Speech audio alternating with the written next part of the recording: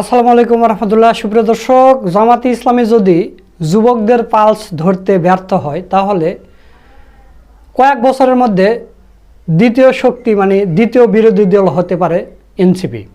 আপনারা সম্প্রতি দেখেছেন যে এনসিপিতে বিএনপি থেকে, জামাত থেকে, শিবির থেকে, আওয়ামী লীগ থেকে, বিভিন্ন দল থেকে, এবি পার্টি থেকে, গণ অধিকার পরিষদ থেকে সবাই গিয়ে এনসিপিতে যোগ দিচ্ছে।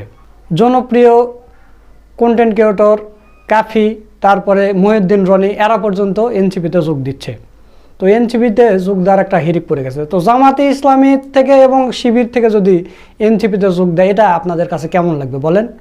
তো এই কারণে যুব জামাত গঠন করার সবাই পরামর্শ দিচ্ছে এবং জামাতে ইসলামের কড়া সমালোচনা করে জামাতে ইসলামের মধ্যে কি কি ভুল আছে এই সমালোচনা করে একটা ভিডিও দিয়েছেন সৈয়দ মাসুক ভাই। সেই ভিডিওটাই আপনাদের দেখাবো। দর্শক, আপনারা জানেন যে জামাত ইসলামের ভিতরে অনেক সংস্কারের দরকার। জামাত ইসলামী যদি বলে আমরা ক্ষমতায় যাওয়ার জন্য রাজনীতি করি না, ওই স্বর্ণয় পীরের মতো, তাহলে কিন্তু হবে না। ক্ষমতায় যাওয়ার জন্যই সবাই রাজনীতি করে। তো ক্ষমতায় যেতে চাইলে জামাত ইসলামীকে আরও সংস্কার করতে হবে। এবারের নির্বাচনে জামাতে ইসলামী কিন্তু অনেকগুলো সংস্কার করেছে, যেমন হিন্দুদেরকে নমিনেশন দিয়েছে, মহিলাদেরকে সংস্কার করেছে দলের ভিতরে।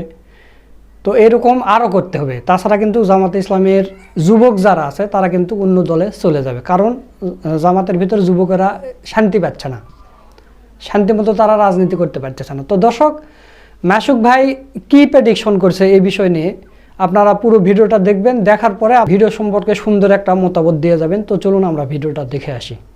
গতকাল জামাতের রাজনীতিতে পরিবর্তন আনার বিষয়ে কিছু কথা বলেছিলাম।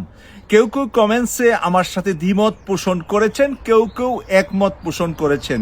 উভয় পক্ষকেই আমি ধন্যবাদ জানাই। গণতন্ত্রের স্বার্থে এই ধরনের মন্তব্যটাকে আমি স্বাগত জানাই। কিন্তু আমি ওই প্রিয় ইসলামিক মনোভাবপূর্ণ যারা ইসলামী ভাব দ্বারাই বাংলাদেশে রাজনীতি করতে চান এবং ইসলামী ভাব দ্বারাই রাষ্ট্র পরিচালনা করতে চান, তাদের সাথে একটু দ্বিমত করে বলছি যে আপনারা ইসলামীর নামের উপরে বাংলাদেশ চালাবেন, সেইটা যদি আপনি সারা বিশ্বের ইতিহাস না দেখেন তাহলে কিন্তু আপনি ভুল পথে হাঁটছেন। সারা বিশ্বের ভিতরে একটি দেশ আমাকে দেখান যেই দেশে পুরাপুরি কোরআনের আইন বা শরিয়া আইনে পরিচালিত হচ্ছে। জামাতের আমির কিন্তু নির্বাচনের আগে বলেছে আমরা শরিয়া আইন পরিচালনা করব না, আমরা প্রচলিত আইনটা বাস্তবায়ন করলেই তো রাষ্ট্রের জন্য মেরামত করা, সম্পূর্ণ করা, জনগণের কল্যাণ করা সম্ভব। আমিও জামাতের আমিরের সেই নির্বাচনের আগের বক্তব্যের সাথে একমত। পরে যদি জামাতের সাথে অন্যান্য শরিয়া ভিত্তিক রাজনীতি করতে চান যারা একমত পোষণ করেন, তাদের সাথে আমি একটু দ্বিমত পোষণ করেই যাব। আমি আপনাদেরকে আজকের ইরানের অবস্থা যদি বলি, এটার 100 বছরের ইতিহাস যদি আপনারা শুনেন আপনাদের চোখ কপালে উঠে যাবে। এত বেশি নির্যাতিত হয়েছিলেন ইরান। আজকে ইরান দেখেন স্বয়ংসম্পূর্ণ হওয়ার পরেও তাদের সঠিক অধিকারটাই তারা বাস্তবায়ন করতে যাওয়ার পরেও পৃথিবী কিভাবে তাদের সাথে নির্দয়ভাবে ব্যবহার করছে, তাদের জনগণের সাথে, তাদের রাষ্ট্রের সাথে। তাই আজকে যারা ইসলাম কায়েম করে ফেলবেন বলে ভাবছেন বাংলাদেশে, তারা 100 বছর পরের জনগণকে কি কল্যাণ দিয়ে যাবেন, 50 বছর পরের আমাদের পরবর্তী জেনারেশন যারা দুনিয়া আসবে তাদেরকে কি দিয়ে যাবেন, সেই চিন্তা করেই কিন্তু আপনাকে রাষ্ট্র ক্ষমতায় যেতে হবে এবং রাষ্ট্রের কোনো পরিবর্তন আনতে হবে। যেই পরিবর্তনটা 50 বছর বা 100 বছর পরের জেনারেশনে যাতে এফেক্ট না হয়, আঘাত না আসে, তাদের যাতে সহ্য করতে অসুবিধা না হয়, তারা যেন আপনাদেরটা কন্টিনিউ করতে পারে। আমি প্রিয় দর্শক আজকে এই কথাটা বলছি এই কারণে, গতকাল কর্নেল হাসিনুর রহমান একটা নতুন রাজনৈতিক দল করেছেন, জাতীয় প্রেস ক্লাবে তা উদ্বোধন করেছেন। সেখানে ইঞ্জিনিয়ার রাশেদ প্রধান অতিথি হিসাবে গিয়েছেন। আর জামাতের বর্তমান টকশোতে জামাতের জন্য যে নাকি খুব শক্তিশালী কথা বলে ব্যারিস্টার শাহরিয়ার আলম, তিনিও সেখানে অতিথি হিসাবে বক্তব্য দিয়েছেন, আরো অনেকে গিয়েছেন। তো কর্নেল শাহরিয়ার এখানে আমি কর্নেল হাসিনুর রহমানের এই অনুষ্ঠানে ব্যারিস্টার শাহরিয়ার আলম বা ইঞ্জিনিয়ার রাশেদ প্রধান তাদের যাওয়াটাকে আমি ধন্যবাদ জানাই, কিন্তু জামাতের এখানে ব্যর্থতা বলে আমি মনে করি যে কর্নেল হাসিনুর রহমানের জন্য জামাত একটি প্ল্যাটফর্ম তৈরি করতে পারেন নাই। আমার গতকালের বক্তব্যটাই কি ছিল, সেটা ছিল যে জামাতের তরুণদের জন্য মধ্য বয়সের 25 থেকে 40, এই 25 থেকে 45 এই বয়সের যারা যুবক আছে, ছাত্রত্ব পড়াশোনা শেষ, তারপরে তারা সরাসরি জামাতে গিয়ে দাওয়া সংগঠনে কাজ না করে তারা একটা রাজনৈতিক উইংস তৈরি করুক, যেই রাজনৈতিক উইংসটা টাক্কর দিবে যুবদলের সাথে, যুবলীগের সাথে, এবং বাংলাদেশের রাজনীতিতে আগামীতে জামাত তাদের মাধ্যমেই নির্বাচন করবে। তারাই মূল নির্বাচন পরিচালনার বডি থাকবে, কিন্তু মুরব্বী সংগঠন হিসাবে সম্মানিত ব্যক্তিবর্গরা, বয়স্করা, আলেম ওলামারা মগবাজার তাদের কেন্দ্রীয় অফিসেই থাকবে বাংলাদেশ জামাত ইসলামী নামে, কিন্তু সেটার কোনো মার্কা থাকবে না। মার্কাটা চলে আসবে তরুণ উইংদের কাছে, দাঁড়িপাল্লাই তাদের মার্কা থাকবে। কিন্তু জামাত কিভাবে থাকবে? তারা দাওয়ার কাজ করবে, সেবার কাজ করবে, সমাজ সেবার কাজ করবে, মানুষের কল্যাণে তারা বই লিখবে, তাদের বিভিন্ন ধরনের ইসলামী কালচারাল কাজগুলা তারা কন্ট্রোল করবে। ওখান থেকে দেশে ইসলামী দাওয়াতের প্রোগ্রাম থাকবে, কিন্তু রাজনৈতিক দল হিসাবে জামাত ইসলামী দল হিসাবে রাষ্ট্র ক্ষমতায় যাবে এইটা আমি বিশ্বাস করি না। জামাতকে বিরোধিতার করার জন্য বলছি না, বরঞ্চ এই বিশ্বের বর্তমান রাজনৈতিক অবস্থা এবং ভবিষ্যৎ বিশ্বের রাজনীতি অবস্থা বিবেচনা করে বাংলাদেশের 3 দিকে ভারত বেষ্টিত একটি ছোট্ট দেশ, অপর দিকে আমাদের বঙ্গোপসাগর। এখন যেরকম তারেক রহমানকে বলা হয় বঙ্গোপসাগরে যাবে, নতুবা দিল্লি পালাইয়া আসবে, এই কথাটা আবার আপনারা ক্ষমতায় গেলে যে আপনাদের এগেনিস্টে এখন যারা সরকারি দলে আছে তারা বলবে না, এটার কোনো গ্যারান্টি ওয়ারেন্টি আছে নাকি?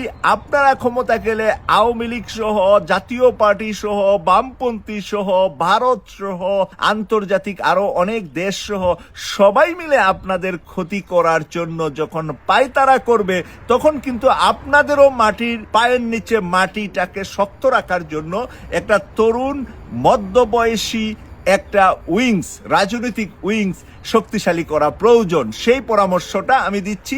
সেটার ভিতরে এত বেশি ইসলামী চর্চা থাকবে না, সেটার ভিতরে রাজনৈতিক চর্চা, ইকোনমিক্সের চর্চা, এখানে ডাক্তার, ইঞ্জিনিয়ার, অবসরপ্রাপ্ত সেনা অফিসাররা এখানে থাকবে, হাইকোর্টের, সুপ্রিম কোর্টের সিনিয়র আইনজীবীরা এখানে তারা খুব নিজেদেরকে উদারভাবে কাজ করতে পারবে। তারা যেন এখানে আলেম ওলামার পরিবেশে এসে শুটকুট পরে তারা এখানে বসে আনইজি বোধ না করে, কমফোর্টেবল ফিল করে তারা রাজনীতির মাঠে। এখানে মেয়ে আইনজীবীরা থাকবে, মেয়ে ডাক্তাররা থাকবে, ছেলে মেয়েরা সবাই একসাথে ভোট বসে সিদ্ধান্ত নিবে। শালীন পোশাক আশাক পরে নারীরা যদি জামাতের নেতাদের সাথে গোল টেবিলে বৈশা স্থায়ী কমিটি, তাদের কেন্দ্রীয় কমিটি সব জায়গায় যদি এবং নারী এবং পুরুষ মিলানো থাকে, তাহলে আপনারা আগামীতে ফাইট দিতে পারবেন। বাংলাদেশের বাকি সবগুলা রাজনৈতিক দলের সাথে কিন্তু আপনাদেরকে একা ফাইট দিতে হবে। তাই একা ফাইট দিতে হলে আপনাদেরকে কিন্তু সেইভাবেই শক্তিটা অর্জন করতে হবে। আমি বলি না জামাতকে বিলুপ্ত করেন, কিন্তু জামাতকে একটা দাওয়া সংগঠন, তাবলীগ সংগঠন, মানুষের কাছে ইসলামের ভালো কথাগুলা পৌঁছানোর সংগঠন হিসাবে মুরব্বী বয়স্ক একটা বয়স আপনারা নির্ধারণ করে ফেলেন। 70-75 বয়স পরে তারা জামাত করবে।